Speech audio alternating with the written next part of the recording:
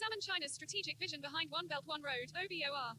Introduction. Described as a bid to enhance regional connectivity and embrace a brighter future by the Chinese government, Belt and Road Initiative (BRI) is fundamentally an amalgamation of infrastructure developments and worldwide investments.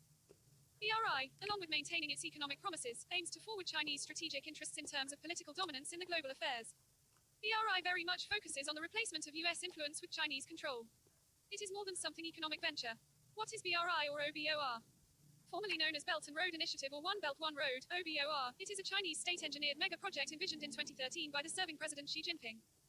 The program aims at spending and investing billions of dollars in regions of Asia, Europe, Africa and even Americas. Investments will be made for developing infrastructure including roads, rail, ports and energy setups. China will tend to establish both land roads and sea routes for its products to be carried to every part of the world, thus making the country sole economic master of the universe. Strategic visions behind OBOR BRI. If analyzed carefully, China maintains multiple strategic benefits behind OBOR. This is one of the reasons that US finds OBOR as Chinese effort to overthrow the former as the world's hegemon. Some of the strategic aims behind Chinese OBOR are as following. Economic dominance. US is the current economic master of the world. Marinating a hold on the world markets, it decides the global trade policies, economic sanctions and worldwide aid programs through IMF and World Bank. Unless China beats US as economic hegemon, it can't take control of the political world. Thus, the primary vision behind OBOR is surely to establish economic dominance of China by allowing every road and route to carry its products across the world. Enhanced and powerful diplomatic role in regional affairs. US has maintained vital control over the regions of South Asia, Southeast Asia and the Middle East since after the 9/11. US physical presence in Afghanistan has proved a major help in maintaining this control. On the other hand, China finds all these regions mentioned as its essential and undeniable future partners. Without these regions, China cannot replace US hegemony. So, through OBOR, China is targeting the regional countries with aid, loans and investment packages like CPEC in Pakistan. This gradual development will bring the regional countries in debt traps of China, thus making its diplomatic role enhanced and powerful. World political dominance. After the collapse of Soviet Union in 1990s, US emerged as the sole superpower and took control of the entire political scenario. Now, with China as emerging power, it will sooner or later replace the US. For that, OBOR is quite helpful. Through OBOR, China is allying nations not only in Asia but also Africa, Europe and South America. With power of the allies, China will move for becoming the world's dominant political power. Geopolitical realignment. With OBOR, China is making geopolitical realignment. China is bringing the regional powers like Russia into its fold. Further, countries which were previously under US influence are gradually joining Chinese ambitions. Pakistan is surely one amongst them. India too maintains a considerable level of inclination towards Chinese OBOR despite being strategic partner of the US. Further, China is enhancing its relations with US friends like Turkey, Saudi Arabia and other regional economies. Energy security. China has to depend on the Malacca Strait for getting its fuel deliveries. The strait has considerable hold of the US and its Southeast Asian allies. China wants to end this insecurity regarding its energy needs. For that, OBOR will be used. CPEC, being a part of the OBOR, is clearly one manifestation and one step in ensuring energy security for China. It will enable China to import fuel from Middle East through its newly developed route of Guarda Port under CPEC. Response to Asia Pivot Policy. US has long cashed Asia Pivot Policy. It has enjoyed considerable control over Asia along with directing the regional nations to support its dominance. OBOR is in fact a befitting response to the Asia Pivot. It is something that will make Asia Pivot relic of the past, thus giving China more leverage over Asia to use the region in its own interests. Conclusion. One Belt, One Road, OBOR, is more than an economic venture. It is surely bringing investments and infrastructure development for many, but China is surely pursuing its strategic interests of controlling the entire world through this project. Reasons and impacts of US withdrawal from climate change Paris Agreement. Elaborate reasons and impacts of Trump's withdrawal from climate change Paris Agreement. Introduction. While the world community is endeavoring to contain the impacts of rapid climate change, the United States under the presidency of Trump has retreated from this mission for selfish reasons. Paris Climate Change Agreement was framed in 2015, but Trump brought US a lead from it on the account of protecting the country's business from some extra restrictions. The US withdrawal will not only affect the agreement politically but also economically. What is Paris Climate Change Agreement? Framed and agreed by 195 countries of the world in 2015, Paris Climate Change Pact is the latest addition in United Nations Framework Convention on Climate Change, UNFCCC. The agreement aims to hold the increase in the global average temperature to well below 2 degrees Celsius above pre-industrial levels, predominantly by reducing greenhouse gas emissions. In April 2016, the United States became a signatory to the Paris Agreement and accepted it by executive order in September 2016. President Obama committed the United States to contributing $3 billion United States dollars to the Green Climate Fund. The fund has set itself a goal of raising $100 billion a year by 2020. Reasons of US withdrawal. President Trump brought US out of the pact on the following accounts. America First policy. Trump assumed US presidency with the slogan of America First. The slogan is a bit selfish in the contemporary setup of globalized politics. America first gives the notion that the interests and profits of the US will be preferred over all other global engagements and necessities. According to Trump, Paris Pact is not in good terms with the America First policy. This gave him a major ideological reason to take US out of the agreement. Undermining the US economy. President Trump believes that the obligations under the Paris Agreement will undermine the US economy. As a former businessman, Trump prefers to protect and strengthen business over conserving the environment. Thus, he withdrew from the Paris Pact. US at permanent disadvantage. Trump believes that the climate agreements like Paris Pact will keep US businesses and workers at permanent disadvantage. He has reasons to believe that such agreements can negatively impact the US economic growth and production. This gave him enough reason to withdraw from the agreement. Has US completely withdrawn? Not yet. US has announced withdrawal, but it will abide by the 4 years withdrawal provision of the Paris Agreement. US will follow the process of complete withdrawal by mid-2020. Impacts of US withdrawal. US withdrawal from Paris Agreement can be taken in terms of following impacts. It will trigger more withdrawal by different countries. It can lead China to withdraw from the agreement that will further weaken the cause. It will affect the climate change cause in terms of economic contributions in climate fund. World nations overall will feel discouraged from actively contributing to the cause of the pact. Conclusion. Paris Climate Agreement is surely for a humane cause. The US withdrawal from it for selfish reasons will affect not only the agreement itself but also the mission of conserving the global environment. Governing structures have capacity to neutralize internal security threats to Pakistan. How can governing structures have capacity to neutralize internal security threats to Pakistan? Introduction. Threats to a state are not only the results of historical and ideological hostility. In fact, they can be the outcome of bad governance, biased government behavior towards different regions and ethnic groups, unequal distribution of states' resources, and undue treatment towards any particular group of people. What is meant by security threats? Security threats usually refer to the armed hostilities by one state to another. This aspect is, though, a traditional definition. In the contemporary state of affairs, security threat can be non-traditional as well. Among non-traditional internal security threats fall terrorism, militancy, armed separation movements, and anti-state conspiracies. What is governing structure? Governing structure refers to the arrangements, use and management of authority and national resources to govern over a state. State's governing structure is determined and analyzed through its laws, rules, policies, and their application. Contemporary internal security threats to Pakistan. Pakistan has been facing following internal security threats. Separation movements in Baluchistan. Militancy across Durand Line. Militant separatists in Baluchistan. Religious extremism. Prevailing sense of provincial deprivation. Improving governing structure to address security threats. Pakistan can neutralize internal security threats by bringing following reforms in governing structure. Strengthening democratic institutions. Unless the democratic institutions like parliament are not strengthened, internal rifts in the country cannot be neutralized. A strong parliament with effective law-making capacity can better address the grievances of people belonging to different cultures and regions of the country. Promoting dialogue over the use of force. Internal security threats like separation movements can be neutralized through devising dialogue with the aggrieved parties and addressing the due concerns. Unless the state of Pakistan stop using military tactics and force to defeat separatists, the problem cannot be addressed. Keeping military out of civil governance.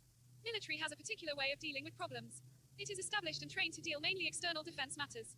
Once military is allowed to share authority in civil governance, the general problems of people remain subjected to an unnecessary method of treatment. This disturbs the attachment of people to the state. Equal distribution of resources among provinces. A major reform in governing structure can be ensuring equal distribution of all kinds of resources among provinces. Keeping one or more provinces as the most favorite and discarding others results in sense of deprivation. It negatively impacts national solidarity. Equal treatment towards all cultures and religious groups. Pakistan has people from different cultures and different sects in it. Treating them on equal terms can neutralize the internal threats like religious and ethnic extremism. In any case otherwise, the threat of militancy will remain active. Conclusion. Internal security threats are often result of states' mistreatment. Such threats can be neutralized by bringing reforms in the national governing structure. Corruption and governance system in Pakistan. How corruption elimination strategy be made part of the governance system. Introduction. Corruption, in Pakistan, is the root of enormous economic ills. Various plans, policies, and mechanisms have been devised to eliminate it yet. The desired results remain a far cry. In the contemporary scenario, an effective corruption elimination strategy can be made part of governance system by reforming anti-corruption laws, empowering anti-graft institutions, and preventing the factors which safeguard corruption and the corrupt. What is corruption? Corruption is commonly understood in economic terms.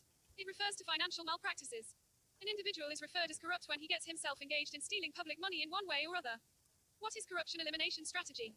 Corruption elimination strategy refers to the mechanisms which devise ways to root out various shapes of corruption. Corruption elimination strategy is part of governance system. Corruption elimination strategy can be made part of governance system in following ways.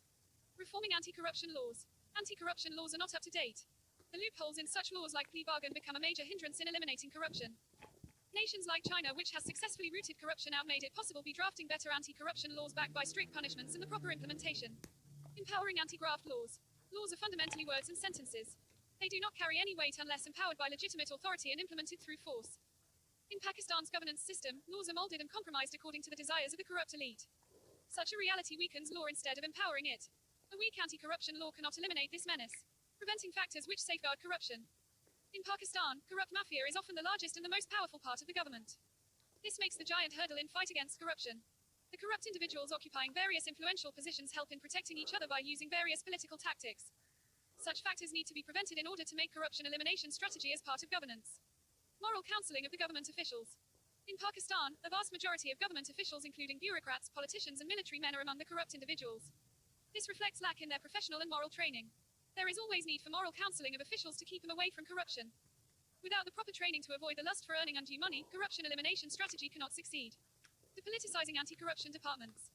Anti-corruption departments at all the levels of country must be depoliticized in order to make corruption elimination strategy as part of the governance system. Unethical and undue interference by political elite in protecting the corrupt mafia hampers the progress towards ensuring transparency. Conclusion. Corruption is no easy problem to deal with. It needs long-term elimination strategy to be incorporated in governance system. This can be made possible by empowering anti-corruption laws and departments without letting any political elite safeguarding this menace. Hybrid warfare in Pakistan. Discuss the instruments and techniques of hybrid warfare in context of Pakistan. Introduction. Wars have always been dangerous and disastrous. But, with the revolution in technology and developments in political ideologies, the forms and shapes of war have changed. World has witnessed conventional military warfare. Now, it faces the political warfare, cyber warfare, and irregular warfare. Beyond that, a new term of hybrid warfare has been coined. Hybrid warfare. War usually refers to active hostilities between states or among different groups within a state. As far as hybrid warfare is concerned, it is relatively a new term. Hybrid warfare means the combination of several warfare methods or kinds.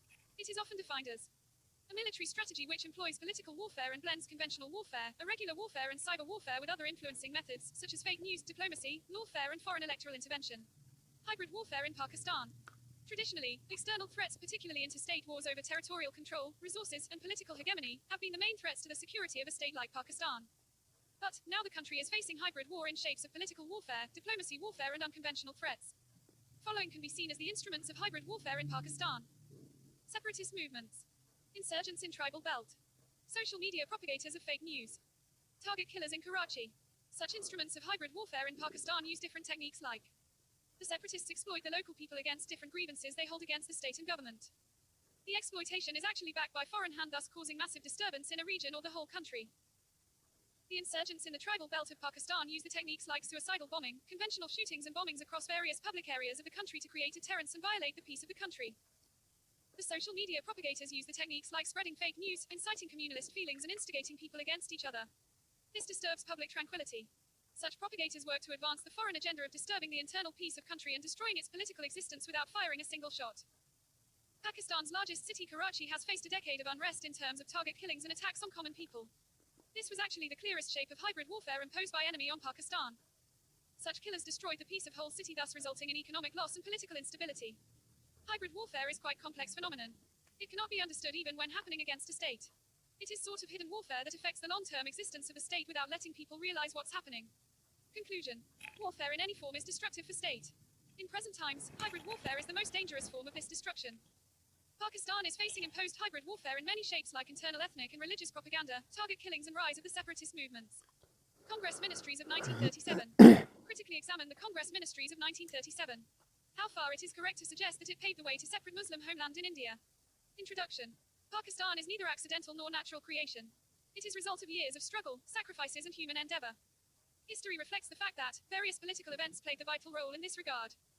Beginning from the partition of Bengal in 1905 to the adoption of Pakistan Resolution in 1940. These are actually political realities which established Pakistan, and the Congress Ministries 1937 is one among such realities. The Congress Ministries in fact proved to be the last nail in coffin of the United India under British Raj. It was the unholy and unpopular rule of Congress Ministries that finally convinced Jinnah and his fellow Muslims of subcontinent to lay the foundation of a separate Muslim homeland. What is meant by the Congress Ministries? British Raj introduced the new Indian Constitution in 1935, promising the Indians with bit a more share in internal rule. The new constitution led the Indians towards fresh elections for constituting a government. The election was chiefly contested by the Muslim League and Congress. As a result, Congress sought huge majority and moved to form the government of India. Congress nominated Jawaharlal Nehru as Prime Minister of India. He assumed office and framed his cabinet. The new government, informally known as Congress Ministries, ruled over internal affairs of India from 1937 to 1939. How Congress Ministries paved way towards Muslim homeland. Congress Ministries' rule provided a number of reasons for the establishment of the separate Muslim homeland. It can be better assessed from following points. 1. Congress Ministry's rule was reflection of Hindutva. Congress presented itself to be a liberal and secular party. It might have been correct at some point of time, but not always. At different political events, Congress was in the grip of Hindu nationalists whose aim was promotion and propagation of Hindu ideology and culture. Congress ministries were dominated by similar fanatics.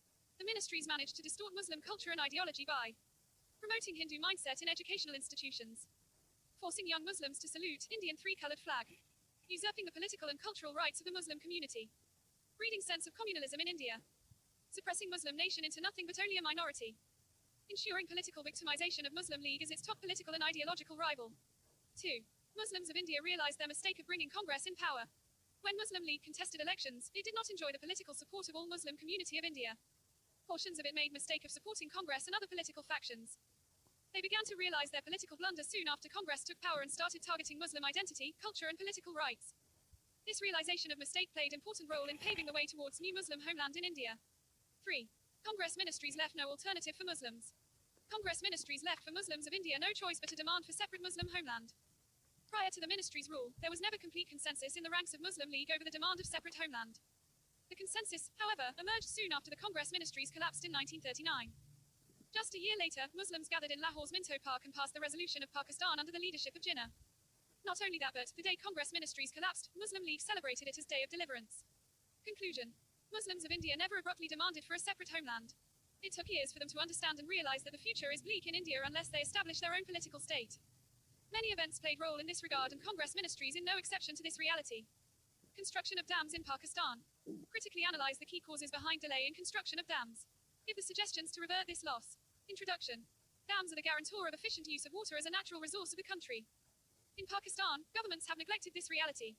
Despite knowing that the country can face water and energy crisis in future, they did not bother to spend more on constructing new dams. Corruption, negligence and lack of technical interest in nation's future are reasons behind delay in the construction of dams. Dams and their need in Pakistan. For decades, Pakistan has exploited two major dams for its energy and water needs. These are the Mangla and Tabela dams. Now, with booming population come a high demand of energy and more water. But, lack of timely construction of dams has put Pakistan into energy and water crisis. The delay in addressing this problem has left the country into several problems related to its economy as well. Causes behind delay in dams construction. Following are the chief causes behind the delay in construction of dams. Negligence on the part of government. Governments in Pakistan are most of the time result of political emotions. They take charge of the country and govern it according to their political benefits. The real and long-term benefits and welfare policies are sidelined. The thing kept in focus is the projects which give immediate political benefit. Construction of dams doesn't fall in such projects which give immediate political benefit. Thus, the required construction of dams has been kept delayed due to sheer negligence on the part of the government. Corruption and red tapeism. Elements of corruption and red tapeism in the matters of planning and implementing huge projects like construction of dams are another reason behind the said delay. Corrupt mafia, corruption and red tapeism. Elements of corruption and red tapeism in the matters of planning and implementing huge projects like construction of dams are another reason behind the said delay. Corrupt mafia of this country, especially the one having active role in governmental affairs, prevent long-term projects which promise more public good and offer little personal benefits. Absence of long-term plans. Absence of long-term plans regarding energy needs of future and water crisis has also delayed the timely construction of dams. Political instability. Years of political instability in Pakistan has kept the governments to focus on empowering themselves rather than working on projects that actually mean for the future of this country. In the wake of political instability, construction of dams has never been priority of the governments. How to revert the loss. The loss caused by delay in construction of dams cannot be reverted completely. This is because in matters of state and public welfare, time is always important. The loss incurred by Pakistan's economy and its future remain impossible to compensate for. However, there are still steps we can take to allow further loss from happening due to delay in the construction of dams. Government should declare emergency for building required dams and establish separate departments in this regard if need be. There is need to work immediately on the construction of Diamar Basha Dam and Moman Dam, for which a public fund has already been created. There is need to study and plan the future need of water reservoirs for the efficient agriculture of country. Conclusion. Dams are need of every country to meet its energy needs and to efficiently use water resources. Unfortunately, Pakistan has showed negligence in the matter of timely construction of dams. Still, there is time to amend for the loss incurred due to the problem explained. Population growth in Pakistan. Population growth in Pakistan can erupt like an atomic bomb. Comment. Introduction. Population can be an asset as well as a liability on the state depending on the latter's policy towards it. Today, the developing countries like Pakistan with huge population but little opportunities find themselves in a dilemma. Unemployment, weak economic growth, little opportunities for the youth and ignorance are the challenges which can ignite population growth of Pakistan to erupt like an atomic bomb. Population. Population refers to the people living in a particular piece of territory. In modern concept of state, population is regarded as one of the essential elements of statehood. Population varies in numbers from country to country. The world has one of the largest populations living in the states of China and India. On the other hand, we can see the smallest populations living in countries like Vatican City. Is more population a bad thing? Population is necessity of the state. But there are no available limits to its numbers. Having a large population isn't a bad thing unless the people are rightly directed and used by the state in collective welfare. Population strength is itself a neutral idea. For instance, China has a huge population, but it offers people jobs and work. This reality has made huge population its strength. On the other hand, India and Pakistan have huge populations respectively, but they take it as liability owing to the fact that they have little jobs and opportunities for work to offer its people. Pakistan's population can erupt like atomic bomb. Why? The reasons can be derived from the facts discussed above. In Pakistan, huge population can erupt like an atomic bomb because most of the individuals in country are ignorant due to lack of education and common sense. An ignorant population is a liability rather than an asset. State has spent less money on generating incentives to keep all children attending the schools. Pakistan spends little on human development. The country has wasted huge sums of money on wars, infrastructures, corruption and political projects. This in return has left people unattended to the due needs, thus making them desperate and useless. Joblessness is another reason which has made Pakistan's population like an erupting atomic bomb. Jobless people get engaged in criminal activities. This, along with surging the crime rate, also deteriorates the quality of population. Government has failed to produce the desired business and work opportunities. It has failed to establish more industries which can offer more jobs for individuals. This in return makes population growth a curse for the country. Population growth in Pakistan can be turned into an asset by adopting the Chinese model. Following steps need to be taken in this regard. Educate every child and make sure that he doesn't skip at least the basic schooling to the level of intermediate. Increase enrollment in technical and vocational institutions for students who show little interest in higher studies. Establish more state-owned or semi-public industries that can offer jobs to the educated youth. Make agreements with foreign friends that can allow laborers and workers from Pakistan to seek work opportunities overseas. Conclusion. Population growth is not a bad thing unless made with inefficient and out-of-date policies of the government. In Pakistan, population is erupting like an atomic bomb because individuals lack education, jobs and opportunities.